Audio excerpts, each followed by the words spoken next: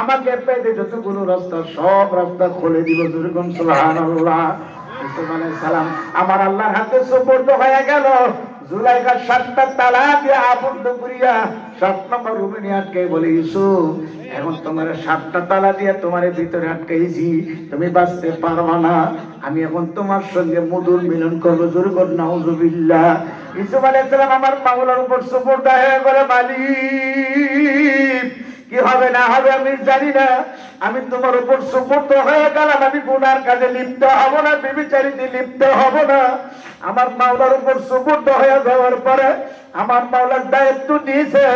আমার মাওলা বলে, ইউসুফ তোমার কাজ সামনের দিকে দূর দেওয়া, আমি মাওলার কাজ তালাগুলো খুলিয়া দেওয়া।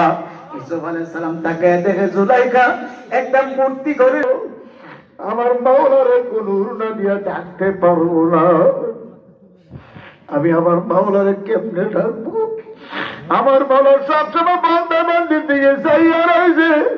আমার মাওলা আমার সঙ্গে আছে। আমার মালিকের উপর সুপর্দ হইয়া সামনের দিকে মারল দৌড়। প্রতিটা গেটের সামনে যাওয়ার সঙ্গে সঙ্গে আমি তোমার হাতে সুপর্দ হয়ে গেলাম। কি হবে না হবে আমি জানি না, আমি চেষ্টা করে যাব, তোমার কাজ তুমি করো। আমার সৈয়দ মুফতি রাজাল করে ফয়সাল করি বলে, মালিক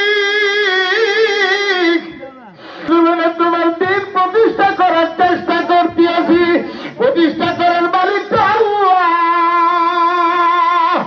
আমাদের কাজ আমরা করি, মালিক তোমার কাজ তুমি করিও।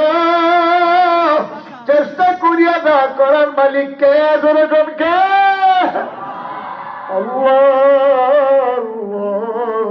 আল্লাহ। এজন্য বাবা রাগ করেন না, গুসা করেন না।